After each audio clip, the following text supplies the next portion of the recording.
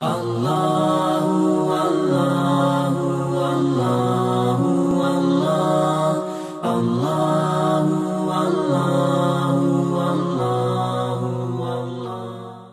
Bismillahirrahmanirrahim. Assalamualaikum warahmatullahi wabarakatuh.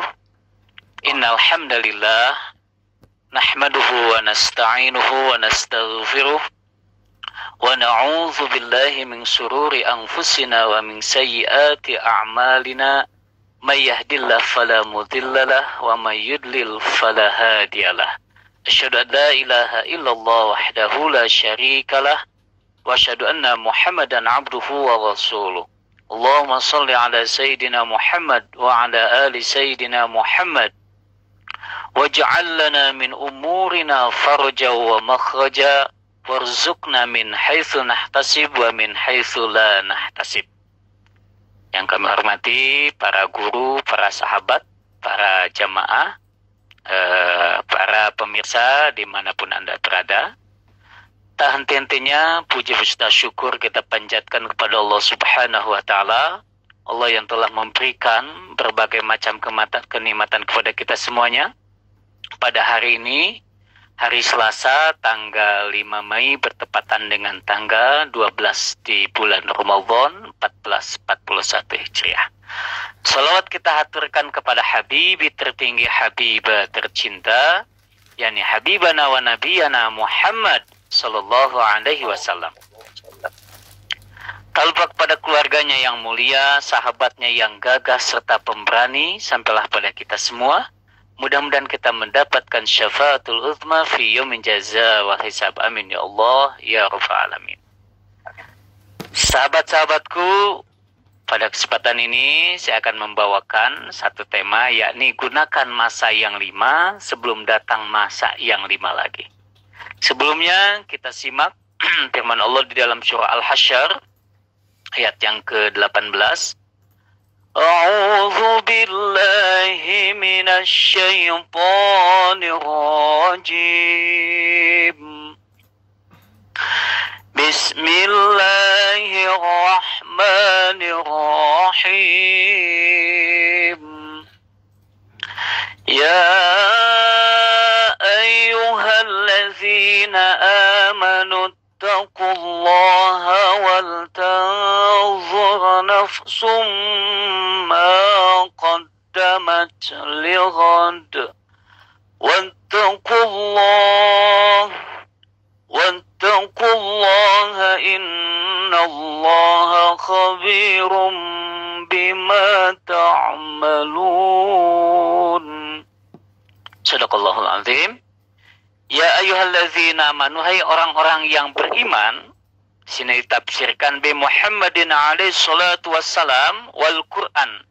Hai orang-orang yang beriman kepada kenabian baginda Rasulullah sallallahu alaihi wasallam dan beriman kepada Al-Quran.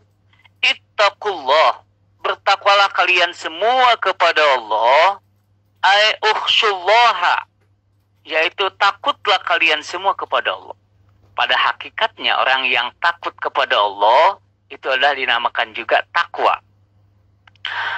Wal tanzur, lamnya lam amar, dan hendaklah kalian memperhatikan. Wal tanzur, hendaklah kalian memperhatikan, introspeksi diri, ya. Nafsun, setiap diri, kullu nafsin baratun aw fajiratun, yaitu setiap diri. Ma, apa-apa, qaddamat lighad, apa yang sudah kita perbuat untuk hari esok. Para sahabat-sahabatku semuanya, tentunya hari esok adalah bukan besok hari Rabu atau hari Kamis dan selanjutnya, tetapi hari esok itu adalah yaumil qiyamah, bekal kita untuk hari kiamat. Apakah kita sudah mempersiapkannya? Ini adalah Allah mempertanyakan kepada kita, hendaklah kalian memperhatikan, ya, ma qaddamat lighad, bekal yang akan kita persiapkan untuk hari esok. Ma'amilat liyaumil qiyamah, yaitu amalan untuk hari kiamat kelak. Fa innama tajidu yaumal qiyamah ma'amilat fid dunya, hari kiamat itu adalah apa yang kita kerjakan di dunia. Di dunia ini adalah kita menanam, sedangkan di akhirat adalah kita menuainya. In kana khairan fa khairun. Apabila ketika kita berada di dunia ini berbuat kebajikan, banyak beramal soleh, maka kita akan melihat kebajikan itu kelak. Wa in kana syarran fa syarrun. Apabila kita juga banyak berbuat maksiat, dosa, maka amalan itu pula yang akan kita rasakan kelak. Nauzubillah, summa nauzubillah. Wattaqullah, dan bertakwalah kalian semua kepada Allah. Ay ukhshullaha fima ta'malun. Takutlah kalian semua kepada Allah apa yang sudah kalian kerjakan. Satu ayat kita sudah menemukan kalimat takwa 2 kali. Ini artinya sebuah penguat, sebuah taukid begitu pentingnya nilai ketakwaan. Dalam ayat yang lain kita lihat, mencari nafkah, mencari rezeki, kita kumpulkan ketika kematian datang, maka si mayit mengatakan, khud anni kafanah. Ambillah harta yang aku kumpulkan setiap hari, pergi pagi pulang sore atau pulang malam. Kafanah, hanya untuk kain kafan saja, selebihnya tidak dibawa. Keluarganya yang cinta begitu menuju sahabatku, yakni kebaikan kita, amal soleh kita. Wa tazawwadu, berbekalah kalian semua. Fa inna khairaz zadit taqwa, karena sebaik-baiknya bekal adalah bekal takwa. Masya Allah, di akhir ayat dalam surah Al-Hasyr ini Allah mengatakan, innallaha khabirum bima ta'malun. Sesungguhnya Allah khabirun, maha mengetahui, bima ta'malun, apa yang kalian kerjakan. Minal khairi wasyari, baik kita mengerjakan kebajikan ataupun kita mengerjakan kejelekan. Karena ada malaikat yang senantiasa mencatat kebaikan dan keburukan kita, yaitu malaikat raqib dan atid. Ketika kita berbuat kebaikan, walaupun tidak ada yang melihat, maka Allah sangat melihat. Apabila kita mengerjakan kemaksiatan, walaupun secara kasat mata tidak ada yang melihat, tetapi hakikatnya adalah Allah Maha Tahu. Ayat ini luar biasa, mengingatkan kepada kita untuk kita mempersiapkan diri kita untuk bekal di akhirat kelak. Para pemirsa, dosa dan dimanapun Anda berada, kemudian baginda Rasul mengatakan di dalam hadisnya, ightanimu khamsan qabla khamsin. Gunakan masa yang 5 sebelum datang masa yang 5 lagi. Masa yang 5 ini mana saja? Yang pertama adalah syababaka qabla haramika. Gunakan masa mudamu sebelum datang masa tuamu. Gunakan masa mudamu sebelum datang masa tuamu. Kita tahu, para pemirsa Dago Wisata dimanapun Anda berada, masa muda adalah masa yang begitu indah, luar biasa. Syarat dengan cita-cita yang penuh dengan romantika katanya.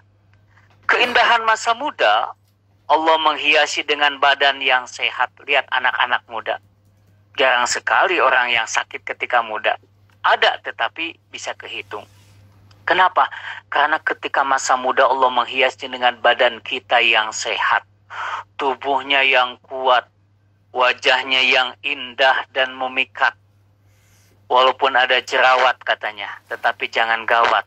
Karena masih ada obat di toko-toko terdekat. Inilah keindahan masa muda, subhanallah. Tetapi kalau kita sudah tua, kulit sudah mulai kendur. Pendengaran sudah mulai namur. Penglihatan sudah mulai kabur katanya.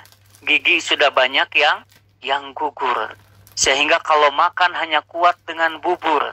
Sedikit-sedikit tertidur di atas kasur. Jangan-jangan sebentar lagi akan... Oh jangan, kita doakan semoga panjang umur. Ya, inilah dua sisi perbedaan antara muda dan tua.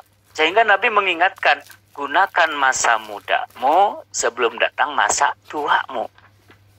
Masya Allah, banyak hadis-hadis motivasi atau mahfudat memotivasi kepada kita semuanya. Di antaranya Imam Syafi'i mengatakan, hayatul fata, hidupnya seorang pemuda, fata, wallahi demi Allah, wallahi bil ilmi wa tuqa, dengan ilmu dan takwa.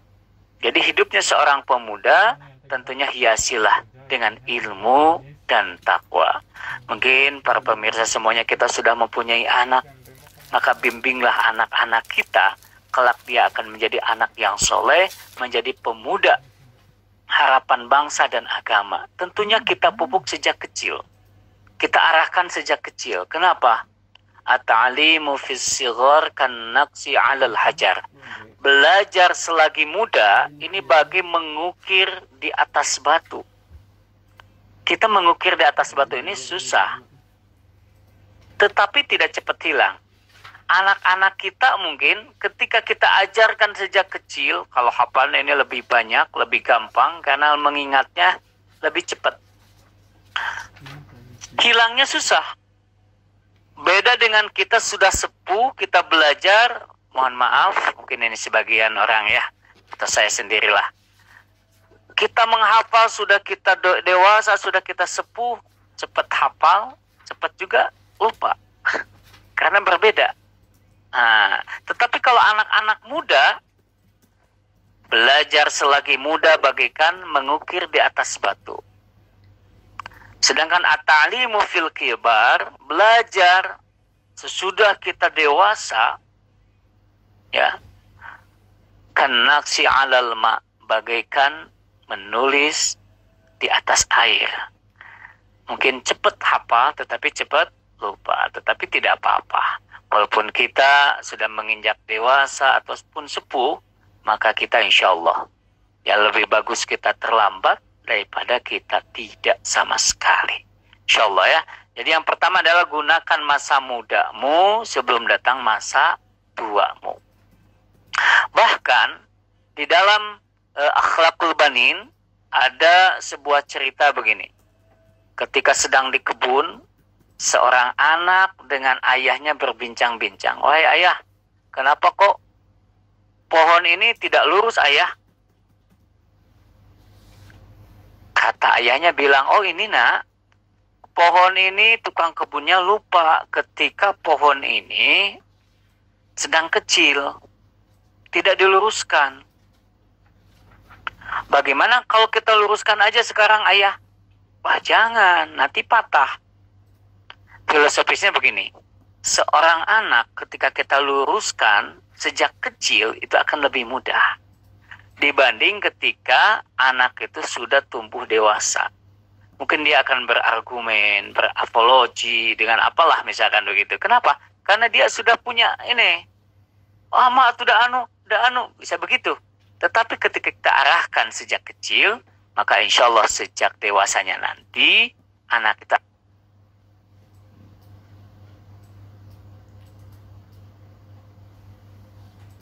menganjurkan kepada kita, menyuruh anak-anak kita sholat itu sejak usia 7 tahun. Muru auladakum bis-shalah wa hum abna'a sab'i sinin.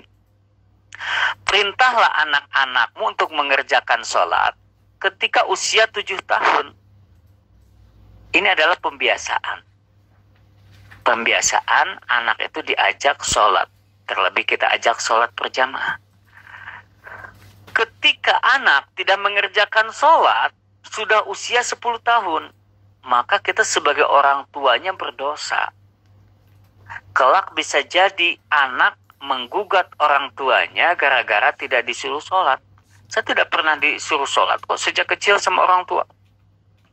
Tetapi ketika orang tuanya memukul seorang anak yang tidak sholat, mungkin pukulannya adalah pukulan yang tidak membahayakan. Seorang anak tidak sholat usia 10 tahun, maka kita pukul. Ya. Maka ketika anak itu nanti kelak meninggalkan sholat, ya, mungkin dia ada kekhawatiran, aduh takut nih si mama marah, takut nih si bapak marah. Nah begitu. Ini adalah yang diajarkan oleh baginda Rasulullah SAW. Boleh kita memukul anak, tetapi dengan pukulan yang tidak membahayakan. Pukulan ini hanya sebuah pembelajaran saja, supaya anak itu jerak dan selanjutnya continuous untuk melaksanakan ibadah sholat yang 5 waktu. Jadi yang pertama adalah gunakan masa mudamu sebelum datang masa tuamu. Lanjutkan. Yang kedua adalah sihataka qabla sukmika. Gunakan masa sehatmu sebelum datang sakitmu. Sehat adalah anugerah yang terbesar yang Allah berikan kepada kita. Maka sebagai bentuk syukur kita kepada Allah, kita aplikasikan dalam melaksanakan ketaatan kepada Allah Subhanahu wa ta'ala. Banyak orang-orang di luaran sana, apabila sudah sakit, mungkin pengen bergabung ke majelis taklim, tetapi karena keterbatasan kesehatannya, dia pengen sholat berjamaah, tetapi nggak ada yang nganter, atau mungkin keterbatasan sakit. Oleh karena itu, ketika Allah memberikan kesehatan kepada kita, maka kita jangan lupa, kita terus melaksanakan ketaatan kepada Allah, mendekatkan diri kepada Allah. Sihataka qabla sukmika. Kemudian bagaimana kalau kita sedang sakit? Maka insya Allah sakit itu akan menjadi sebuah pahala yang tanpa batas. Kalau kita lihat surah An-Nisa ayat ke-69, ya. Wa may yuti'illaha war rasul fa ulaika ma'al ladzina an'ama Allahu 'alaihim minan nabiyyin was-siddiqin wasyuhada'i was-salihin wa hasuna ulaika rafiqa. Barang siapa yang taat kepada Allah dan Rasulnya, maka mereka itu ma'alladzina akan beserta dengan orang-orang an'amallah yang sudah Allah karuniakan alaihim kenikmatan kepada mereka, minan nabiyyin golongan para nabi, was-siddiqin orang-orang yang jujur, wasyuhada orang-orang yang mati syahid, ya, was-solihin orang-orang yang soleh. Nah, wasyuhada di sini adalah orang yang mati syahid. Artinya syahid, ada syahid dunia, ada syahid akhirat. Syahid dunia adalah orang yang ikut perang, kemudian ia meninggal di medan perang, maka ia termasuk orang yang syahid akhirat. Ya, syahid dunia, mohon maaf. Kalau syahid akhirat adalah begini, orang yang sakit, mohon maaf, sakitnya bertahun-tahun, tetapi orang yang mengurusnya sabar, orang yang sakitnya juga sabar, sampai meninggal dunia. Maka orang tersebut dikategorikan adalah orang yang syahid akhirat. Syahid akhirat bedanya apa dengan syahid dunia? Kalau syahid dunia itu gak usah dimandikan, langsung saja dimakamkan. Lihat para sahabat Rasulullah ketika beliau ikut perang Uhud, ketika 70 sahabat hafiz Quran termasuk Hamzah. Maka kalau syahid akhirat, pertama orang yang sakitnya lama bertahun-tahun sampai meninggalnya, maka ia syahid akhirat. Seperti biasa, dimandiin, dikapanin, disolatin, kemudian lalu dimakamkan. Maka itu termasuk orang yang syahid akhirat. Jadi para pemirsa jamaah Dago Wisata dimanapun Anda berada, ketika Allah memberikan ujian sakit kepada kita, maka kita tetap harus bersabar dan jadikanlah sakit tidak adalah sebagai penawar dosa-dosa kita, insya Allah. Kita lanjutkan yang ketiga adalah setelah Rasulullah menegaskan kepada kita, gunakan masa mudamu sebelum masa tuamu, kemudian sehat sebelum sakit. Yang ketiga adalah ghinaka qabla fakrika. Gunakan masa kayamu sebelum datang miskinmu. Banyak orang yang apabila sudah jatuh miskin baru ingat ke masjid. Sudah bangkrut baru pengen menyantuni orang-orang fakir dan miskin. Ketika bergelimang harta, Allah menitipkan harta yang begitu banyak, terkadang lupa diri. Tetapi ketika Allah uji, taruhlah misalkan bangkrut baru, ya Allah, mungkin apakah selama ini ada zakat yang tidak kami salurkan kepada para mustahiknya. Maka Rasulullah menegaskan, ginaka qabla fakrika, gunakan masa kayamu sebelum datang fakirmu, sebelum datang miskinmu. Lihat di dalam surah Al-Munafiqun, bagaimana orang-orang munafik ketika bergelimang harta. Allah mengatakan, a'udzubillahi minasyaitonirrajim, bismillahirrahmanirrahim. Ya ayyuhallazina amanu la tulhikum amwalukum wala auladukum an dzikrillah. Hai orang-orang yang beriman, jangan sampai harta-hartamu dan anak-anakmu sampai kamu lupa mendekatkan diri kepada Allah. Saking kita sibuk ngurus harta, dari pagi sampai sore sampai malam, gak ada kesempatan untuk sholat, gak ada waktu untuk tilawah, gak ada waktu untuk kita hadir ke majelis taklim. Saking kita sibuk ngurus anak dari pagi sampai sore sampai malam, tidak ada waktu kita untuk sholat. Saking sibuk. Kata Allah, tidak boleh. Wa may yaf'al dzalik, barang siapa yang berbuat demikian, faulaika humul khasirun, maka itulah orang-orang yang rugi. Na'udzubillah summa na'udzubillah. Ayat yang selanjutnya, wa anfiqu. Nah, Kang Maskur, wa anfiqu ya. Dan infakan. Dhamirnya jama, wa anfiqu, dan infakkan oleh kalian semua. Bukan wa anfihu, ampihkan, bukan. Tapi wa anfiqu. Infakan. Mimma, sebagian. Allah tidak menyuruh semua harta kita infakkan semuanya. Sudah saya bahas pada hari Jumat kemarin. Ciri-ciri ibadur rahman itu adalah walladzina idza anfaqu lam yusrifu wa lam yaqturu wa kana baina dzalika qawama. Orang-orang yang apabila menginfakkan hartanya itu tidak berlebihan, punya uang 100.000 dimasukin semuanya ke dalam kenceleng atau dikasihkan kepada orang fakir. Ketika anak kita mau susu mana? Kita kan punyanya cuma segitu-gitunya. Tentunya kita bersikap yang bijak. Tetapi walam yakturu, tidak pula kikir. Harta kitanya banyak, em-eman misalkan. Tetapi ke masjid cukup berapa ribu. Tentunya ini tidak adil. Kita yang berhak membelanjakan harta itu karena kita yang tahu jumlahnya. Wa kana baina dzalika qawama. Di dalam surah Al-Furqan tadi kita bersikap adil. Di sini juga mimma, sebagian. Mimma razaqnakum, sebagian rezeki yang sudah kami berikan kepadamu, min qabli ayyatiya ahadakumul maut, sebelum datang kepada salah satu di antara kalian al-maut, yaitu kematian. Apabila kematian hendak datang, ya Rabbi laula akhartani ila ajalin qarib, ya Allah, sekiranya ajal yang dekat ini engkau akhirkan dulu ya Allah. Fa asaddaqu, harta yang saya miliki akan saya sedekahkan untuk fakir miskin, untuk anak-anak yatim, atau untuk masjid, untuk musola, atau untuk kegiatan-kegiatan sosial. Wa aku minas solihin, dan aku akan menjadi bagian orang yang soleh ya Allah. Ketika mau mati, nego kepada Allah, ya Allah jangan dulu diambil, ya Allah nyawaku, itu hartaku masih ada di bank belum diinfakkan, ya Allah jangan dulu. Tetapi Allah tidak bisa begitu. Wala yu'akhirallahu nafsan idza jaa ajaluha. Sekali-kali Allah tidak akan mengakhirkan ajal yang dekat ini. Wallahu khabirum bima ta'malun, dan Allah Maha mengetahui apa yang kalian kerjakan. Surah Al-Munafiqun ini adalah menjadikan sebuah pelajaran yang sangat berharga bagi kita semuanya. Karena kita semuanya akan merasakan yang namanya mati.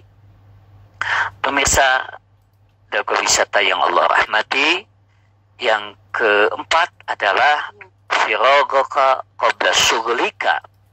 Gunakan masa sempatmu sebelum datang sempitmu. Kesempatan tidak akan datang dua kali. Orang Arab pernah bilang, al-waktu kasaib, waktu itu diibaratkan pedang. Artinya apa? Kalau kita tidak bisa memanage waktu dengan baik dan benar, satu saat waktu itu akan menjadi kerugian kepada kita semuanya. Mungkin di awal-awal kita belum merasakan, tetapi penyesalan itu akan datang kelak. Oh iya, Gara-gara kita menyanyiakan waktu, tidak menggunakan waktu secara efektif dan efisien, inilah mungkin akibatnya. Sehingga para pemirsa yang dirahmati Allah Subhanahu wa taala, Allah banyak bersumpah mengenai waktu. Wal 'asr, demi masa. Wawunya wawu qasam. Wal lail, demi malam. Wad duha, demi waktu duha. Wasyamsi, pokoknya mengenai waktu Allah banyak bersumpah. Artinya apa? Mengingatkan kepada kita bahwa kita tidak boleh menyia-nyiakan waktu. Boleh kita lihat misalkan dalam surah Al-Asr saja, surah yang sering kita baca. Al-Asr, demi masa. Innal insana lafi khus. Sesungguhnya manusia ini berada dalam kerugian. Sesungguhnya manusia berada dalam kerugian. Ya, kalau kita lihat ayat ini berarti kita semuanya manusia berada dalam kerugian. Tetapi ada istisna, illal ladzina amanu, kecuali orang yang beriman yang tidak akan rugi. Orang yang tidak akan rugi pertama adalah orang yang beriman. Setelah beriman, wa amilus sholihat, dan diiri dengan amal soleh. Orang yang tidak akan rugi pertama adalah orang yang beriman, kemudian orang yang beramal soleh. Wa tawasau bil haqq, saling menasihati dalam kebenaran. Salah satunya ketika kita menyimak tausiah, bukan saya berarti bisa, tetapi kita sama-sama sharing, sama-sama mengingatkan. Ya. Wa tawasau bis sabr, dan saling menasihati dalam kesabaran. Apa contohnya menasihati dalam kesabaran? Contohnya ketika kita saum, ngantuk, jam apalagi menjelang asar, pengennya tetapi azan sudah berkumandang. Allahu Akbar, Allahu Akbar. Ya Allah, sudah azan berkumandang. Maka kita bergegas untuk datang ke masjid untuk melaksanakan sholat berjamaah. Tentu ini adalah kita saling menasihati dalam kesabaran.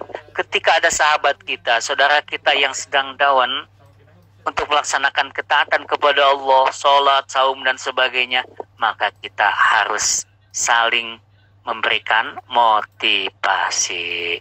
Ya, Kang Ustadz, 4 dulu, nanti yang satunya kita lanjutkan. Oh, baik. Ya, alhamdulillahirabbil alamin. Sahabat-sahabat Teguh Wisata yang ingin bertanya, mangga silakan. Ada pertanyaan dari BOI Aza. Ya. Izin bertanya. Oh, sebelumnya ada yang ngucapin salam, Ustaz. Kita jawab dulu. Waalaikumsalam warahmatullahi wabarakatuh. Ada yang bertanya, izin bertanya. Ada hadis mengatakan, hiduplah kamu di dunia ini seolah-olah kamu ibarat orang asing dan pengembara. Adakah hubungannya dengan yang 5 perkara ini? Mohon pencerahannya, Ustaz. Hiduplah kau di dunia ini adalah ghariba, seperti orang asing gitu ya. Nah, tetapi hadis itu adalah sebenarnya lanjutnya wa sayaudu ghariba. Ya, kelak itu kita juga akan kembali lagi menjadi asing. Sebenarnya kaitannya adalah ketika kita berada di dunia ini, maka kita tetap harus motivasi, maka terus melaksanakan kebajikan kepada Allah. Hiduplah, ada yang satunya lagi adalah, hiduplah engkau di dunia sebagaimana engkau akan beramal selama-lamanya. Ada yang satunya lagi itu ya. Kenapa? Kalau yang ini adalah ketika kita berada di dunia ini, kemudian kita seakan-akan kita hidup itu masih lama. Ini jadi motivasi, sehingga kita ada penggerak di dalam diri kita. Seakan-akan kita ini adalah untuk mempersiapkan bekal terbaik kita, kemudian kita mencari nafkah untuk keluarga kita, karena kita masih akan melangsungkan hidup dengan lama, masih lama. Begitu. Tetapi ketika kita beramal untuk akhirat, taruhlah ketika kita sholat, maka anggaplah ketika kita sholat itu adalah sholat yang terakhir. Allahu Akbar. Ya Allah, jangan-jangan ini adalah sholat yang terakhir. Maka kita laksanakan untuk akhirat itu seakan-akan kita akan meninggal besok. Ini adalah sebuah motivasi bagi kita semuanya. Untuk beramal, untuk dunia, maka kita seakan-akan kita hidup masih lama. Hiduplah engkau di dunia, ya, sebagaimana kita semuanya adalah asing. Tetapi ketika kita beramal untuk akhirat, maka kita mengerjakannya dengan penuh kekhusyuan, dengan penuh ketawaduan. Seakan-akan kita akan meninggal esok atau saat itu juga. Wallahu a'lam bishawab. Nanti kita lanjutkan, ada yang kelima, itu kaitannya dengan kematian nanti, insyaallah. Sepertinya belum ada pertanyaan kembali. Mungkin dilanjutkan sampai selesai dulu, Ustaz ya? Baik. Ya, enggak. Para pemirsa dimanapun Anda berada, yang kelima adalah hayataka qabla mautika. Gunakan masa hidupmu sebelum datang matimu. Saya akan bacakan satu ayat di dalam surah Ali Imran, ya, surah ke-3 ayat ke-185. Ini adalah tentang kematian. Bismillahirrahmanirrahim.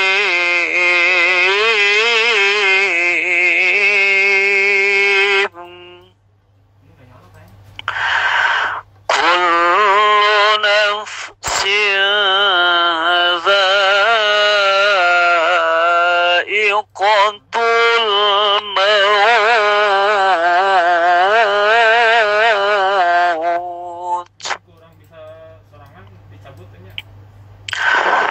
Wa innama tuwaffawna ujurakum yawmal qiyamah. فمن زحزح عن النار وأدخل الجنة فقد فاز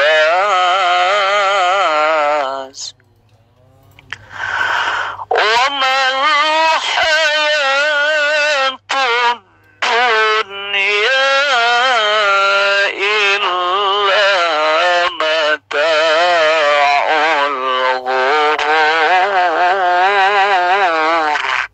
lihat penafsiran di dalam tafsir Jalalain. Kullu nafsin dha'iqatul maut, setiap jiwa yang bernapas, dha'iqatul maut, akan merasakan yang namanya mati. Mungkin sekarang giliran orang lain, suatu saat akan ada giliran kita semuanya. Wa innama adalah adatul qasr litahsis. Innama itu adalah sebuah penghususan. Wa innama tuwaffawna ujurakum yaumal qiyamah. Maka pada hari kiamatlah disempurnakan pahala-pahala kalian. Artinya begini, ketika kita membaca Al-Quran, pahalanya belum kelihatan, para pemirsa semuanya. Kita melaksanakan saum sudah 11 hari, pahalanya belum kelihatan, walaupun Allah menjanjikan as-saumu li, saum itu untukku, kata Allah. Saking berat-beratnya saum, Allah mengatakan saum itu untukku. Karena orang bisa saja sahurnya ikut, di jalan tidak tahu apakah mampir ke Ampera, ke rumah makan Padang, kita tidak tahu. Tetapi kita berhusnuzon, tidak suuzon. Pulang ke rumah bisa saja kita ikut buka lagi. Orang mengira saum. Yang tahu adalah hanya kita dan Allah. Sehingga Allah mengatakan saum itu untukku, wa ana ajzi bihi, dan aku yang akan membalasnya. Nah, ketika kita mengerjakan kebajikan, maka itu masih abstrak, belum kelihatan.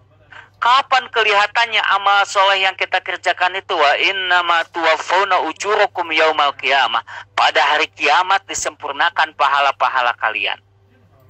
Baru kelihatan, oh, inilah amal yang kita kerjakan di dunia. Oh, ini adalah amalan sedekah kita. Oh, ini adalah sholat malam kita. Oh, ini adalah pahala tadarus Al-Quran kita. Baru kita kelihatan. Waman zuziha bu'ida. Barang siapa yang dijauhkan anin nar, dari neraka, wa udkhilal jannah, maka akan dimasukkan ke dalam syurga. faqad faz, maka itulah orang yang beruntung.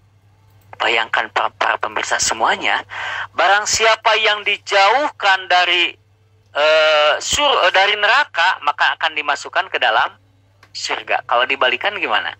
Barang siapa yang didekatkan dari neraka, maka akan dijauhkan dari surga. Tetapi di dalam Al-Quran, barang siapa yang dijauhkan dari neraka wa udkhilal jannah, maka dia akan dimasukkan ke dalam surga.